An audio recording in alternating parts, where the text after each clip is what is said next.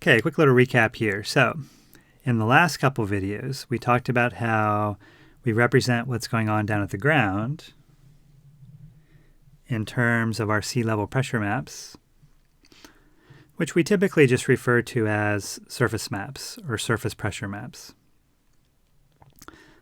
And on a surface map, what we show is the distribution of pressure as represented in terms of lines or contours of constant pressure. So for instance, it might look something like this. This is actually sort of supposed to be in perspective, looking down from above, but also from the south. So it's looking down at an angle, because I'm also going to plot upper levels here in a second. But in any case, on the surface map, each of these lines here indicates a place where the pressure takes a given constant value everywhere along that line. And so these guys have names. They're referred to as isobars. So on surface maps, we show isobars. And we also talked about how we represent what's going on at upper levels in terms of our upper level charts.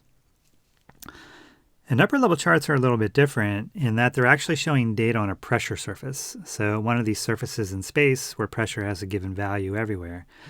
So for instance, in this case, I've labeled it the 500 millibar pressure surface. And on an upper level chart, what we show is not actually the isobars, but rather contours indicating height of the pressure surface above the ground. So along each one of these lines on the plot, each one of these curves, our pressure surface is going to have a given altitude above the ground, a given height above the ground, above sea level to be precise. So in that sense, our upper level charts are kind of like topographic charts, indicating elevation above sea level. So at upper levels, we plot height contours. Now that said, we talked about how even though these guys are not actually isobars, they kind of play the same role as the isobars on a surface map. That is, places where the pressure surface bulges upwards kind of act like high pressure zones. And places where the surface bulges downwards or dips downwards kind of act like low pressure zones. And so as a result, our height contours then can kind of be interpreted the same way as the isobars down at the ground.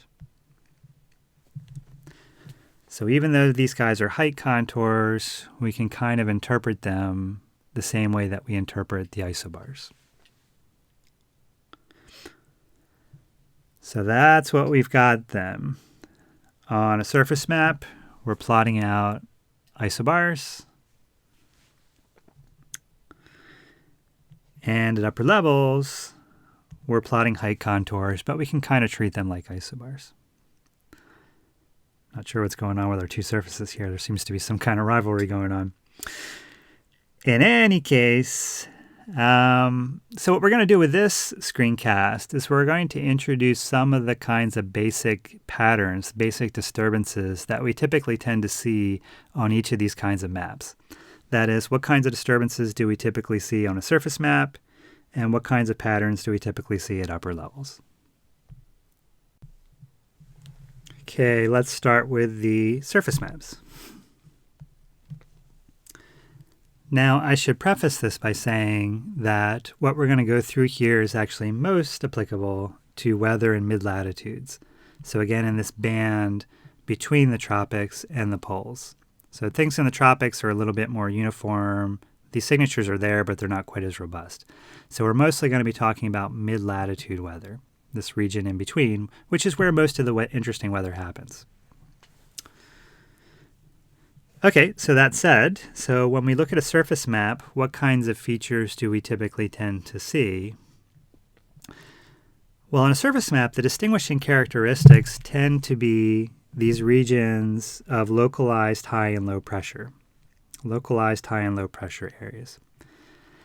And they're indicated on the map by regions where you have closed contours for your isobars. So our isobars form closed contours around the high and low pressure areas. So for instance, in this schematic here, I've got a low pressure here towards the southeast, and then around that low pressure zone, I've got closed contours representing isobars. And the idea here is that you've got your lowest pressure in the center, and as you go outwards in all directions, the pressure is going to be increasing. And so you're going to cross contours indicating higher values of pressure as you go outwards. And so as a result, you get these closed contours circling around your low pressure zone. And I've got the same kind of thing here with my high pressure over here towards the northwest. I've got my highest pressure here in the center, and then surrounding that, I've got these closed contours representing our isobars. And as I go outwards from the high in this case, I'm going to be crossing contours going towards lower values of pressure in all directions. Now, I'll note here sort of as a detail that this pattern tends to be more robust for the low pressure areas. You tend to get more contours around the lows, and they're more closely spaced together. You do get the same kind of thing for highs, but the contours, there's fewer contours typically, and they're more widely spaced apart. The reasons for that are a little bit complicated, but that is what we tend to see. Okay, so now these regions of high and low pressure, they have names. So the low pressure zones, these guys are called cyclones. Or if you want to be really precise about it, you can call them mid-latitude cyclones, because again, we're talking about mid-latitude weather. So as to distinguish from tropical cyclones, which are things like hurricanes. So cyclones are mid-latitude cyclones. And the regions of high pressure are called anticyclones. So cyclones and anticyclones. Now, on average, these things tend to bring different kinds of weather. And it's not 100% here, but it's a pretty robust rule of thumb that goes along with this. The basic idea is that, generally speaking, low pressure areas, or cyclones, tend to be more likely to be associated with cloudy and rainy weather. So cyclones, low pressure areas tend to bring inclement weather, cloudy, rainy weather. On the other hand, our high pressure areas are anticyclones. So our high pressure are anticyclones. These guys typically tend to bring fair weather, clear skies. So like I said, it's not 100% mapping here, but it's a pretty good rule of thumb, generally speaking. And we'll see why this is later in the course. But generally speaking, low pressure areas, cyclones, tend to be more likely to be cloudy and rainy, whereas high pressure areas or anticyclones are more likely to bring fair weather. Okay, so to illustrate these ideas, we've got an example here. Now I should note that there's nothing special about this example. I didn't have to go searching for a case to illustrate this. These things are pretty robust, and they show up, much of the time. And so this is just what was going on that day that I was teaching this a few years ago. In any case, what we see here in this example is we've got a region of low pressure here over the Great Lakes and extending towards the east. This is actually sort of two regions of low pressure that are merging together. But as a result, you sort of get an extended region of low pressure. And then around that region of low pressure, we've got our closed contours surrounding the low. And then off to the west here over the mountains, we've got a region of localized high pressure. And again, we've got closed contours surrounding the high. You'll note that we've got more contours surrounding the low. As I mentioned before, this pattern tends to be more distinctive for the low pressure. We've got fewer contours and more widely spaced apart around the high, but you still get the close contours around the high. Now, to illustrate the kinds of weather associated with these guys, this next chart shows it's the same case, but we've got overlaid on the contours now, we've got an indication of cloud cover.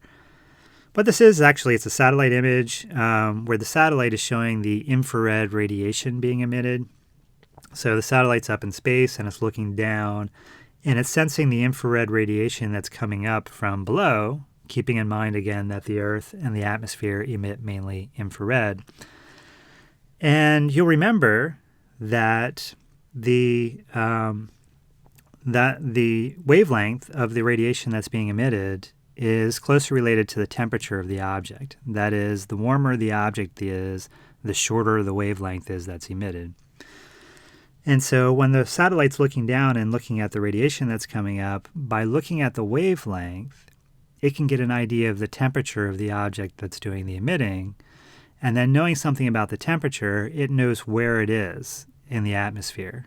That is, in the troposphere, the higher you go, the colder it is. So when it looks down and it sees radiation that's coming from a cold object, it knows it's higher in the atmosphere, and so it's likely to be a cloud. So that's basically how this works. It's seeing the infrared radiation, inferring something about the temperature, and then knowing about the temperature, you can tell whether a cloud emitted it or the ground emitted it, basically. In any case, so on this guy, on this map, the regions of yellow and orange show cloud cover, whereas the regions of sort of blues and purples here are going to be clear skies. This is the way this works. So, as we mentioned in the last case, if we just sort of look at this on average, just sort of squint your eyes and try to make out the general patterns, the general pattern is that it's most cloudy over here. So sort of surrounding our region of low pressure over here is where it's most cloudy, whereas where we go off here towards the west where it's high pressure and things are a lot more clear. I mean, there's some individual features of clouds in here, but generally speaking, it's pretty clear over here in the high pressure zone, whereas over here over in the low pressure and the cyclone, it tends to be a lot more cloudy.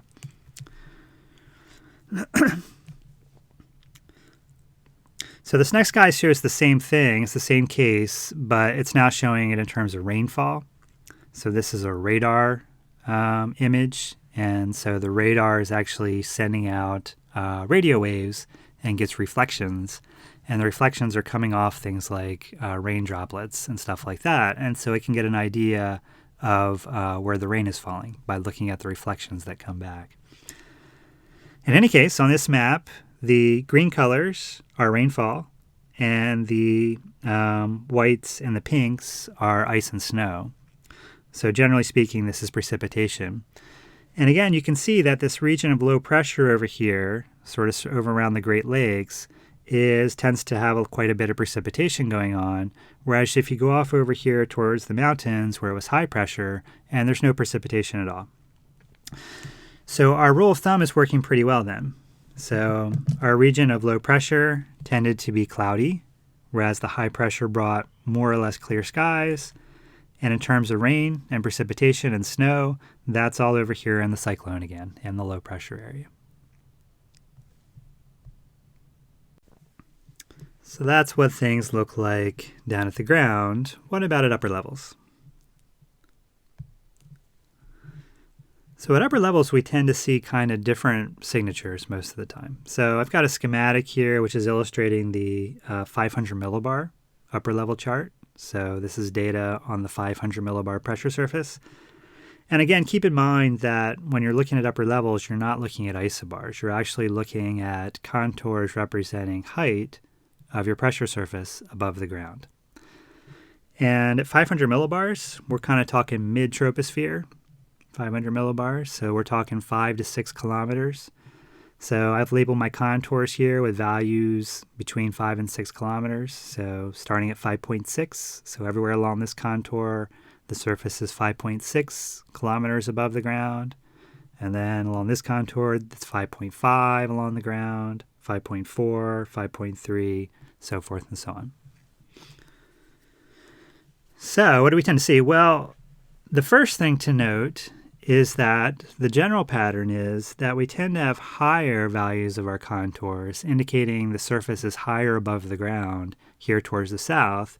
And as I go towards the north, then the values are dropping off, which in terms of interpreting this like a topographic map again, means we're going downhill, right? So we're starting at 5.6 kilometers and we're going downhill as we go northward. We'll explain why that is in the next screencast, but this generally tends to be true. You tend to find higher heights for your upper level surfaces to the south, and as you go northward, the heights fall off, they drop off. And we can kind of consider that to be our background pattern. That is, it's always there. Now, on top of that general pattern of going downhill as we go towards the north, we see we've got superimposed on that, we've got this kind of little wave disturbance going on. And that's actually the disturbance part. That's the weather part of the signature here. So if you want to characterize what's going on at upper levels, then probably the right way to say it is that the patterns kind of look like waves. They're kind of wave-like patterns when you look at upper levels. Of course, it's not a coincidence. It's because in some sense they are actually waves. These disturbances kind of behave like waves. But that's what they look like, right? So you get sort of a wave-like pattern here. Now, what this wave is indicating is that in some places your surface is going to be depressed downwards, and other places it's going to be bulging upwards. Now, keep in mind, again, that everything is sloping downhill to the north.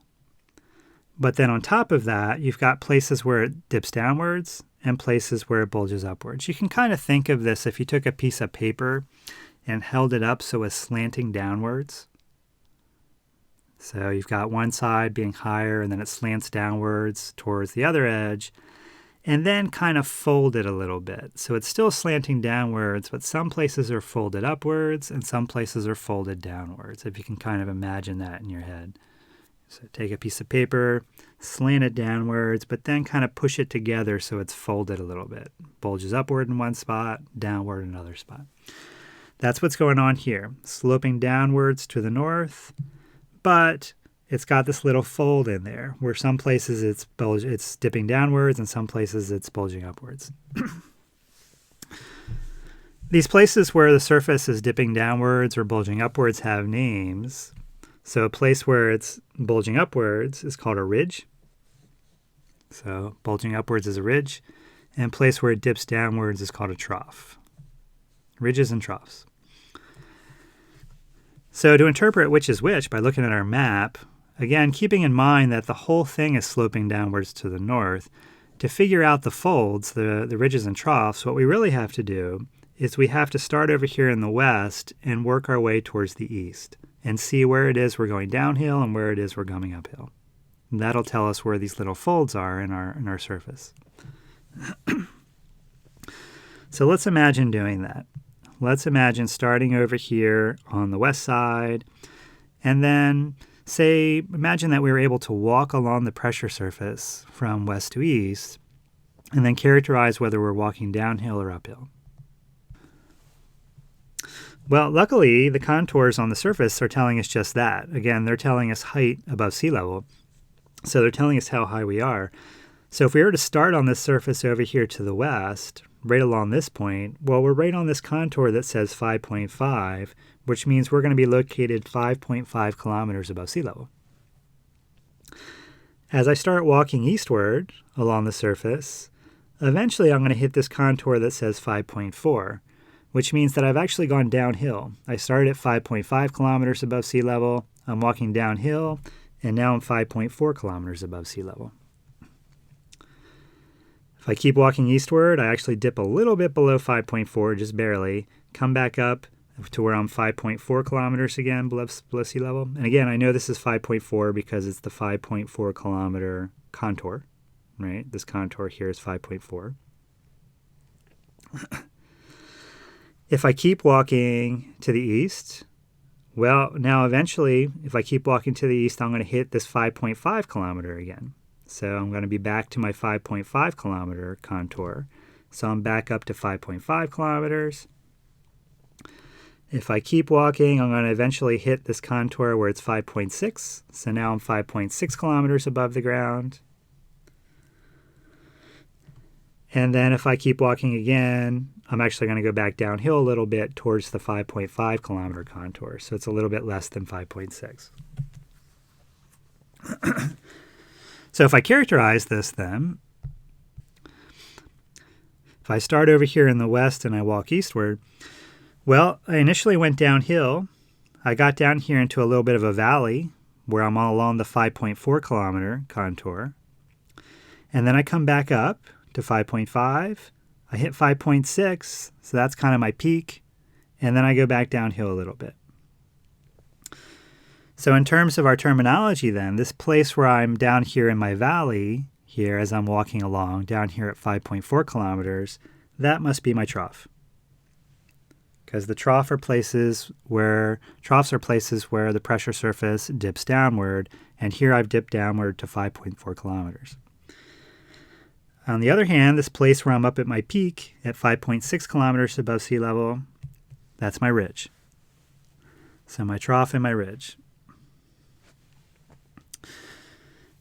Now note that it's kind of always going to be this way.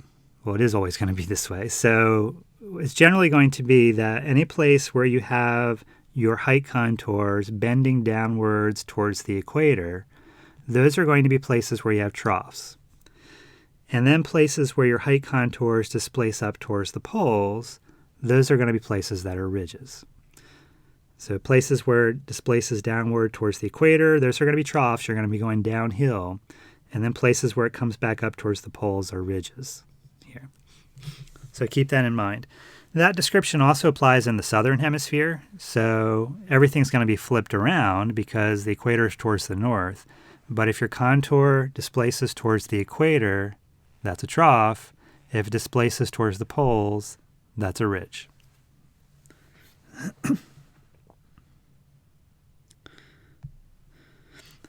So I also actually here, I've also drawn in one little place where I've got closed contours around a little low pressure area here. That does happen at upper levels. They're called cutoff lows.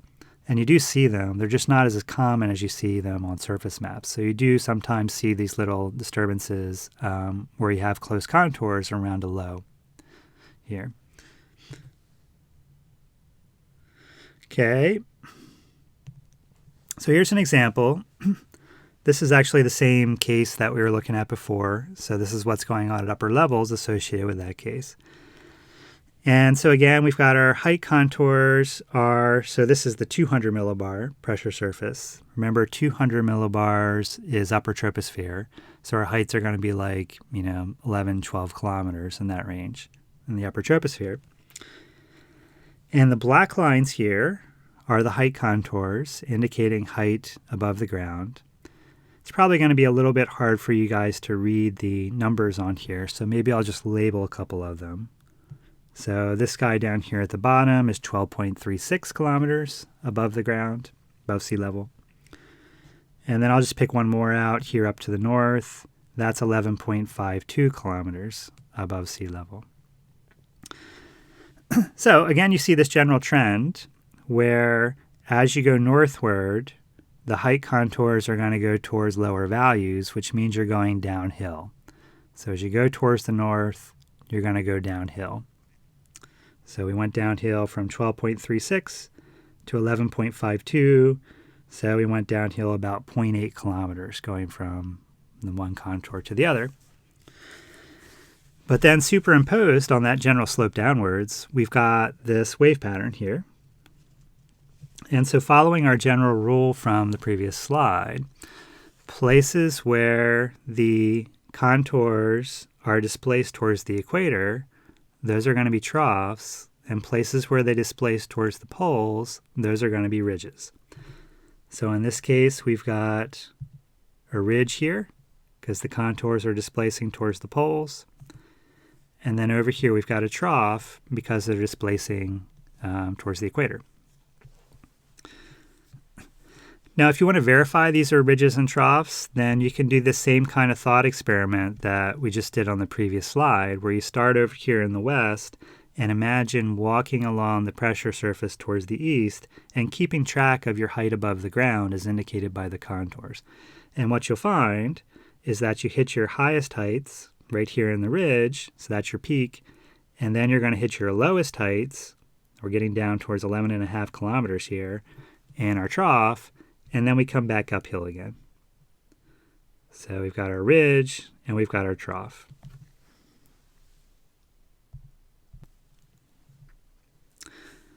The last thing I'll note about this is that you'll note that the ridge and the trough, if you think back to the previous case, the previous slide, where we had a low pressure area at the ground, more or less over the Great Lakes, which is right around in this area, right in here. So this was generally low pressure in here. And then we had high pressure over here, over the mountain regions. And you'll note that the ridge and the trough are pretty closely related to that. They seem to be pretty closely tied to the high and low pressure at the ground. That's obviously not a coincidence. We'll talk more about how what's going on at the ground relates to what's going on at upper levels later on, but they're very closely related. They interact with each other. Here's a schematic from the book that sort of illustrates what we see at upper levels and at the ground.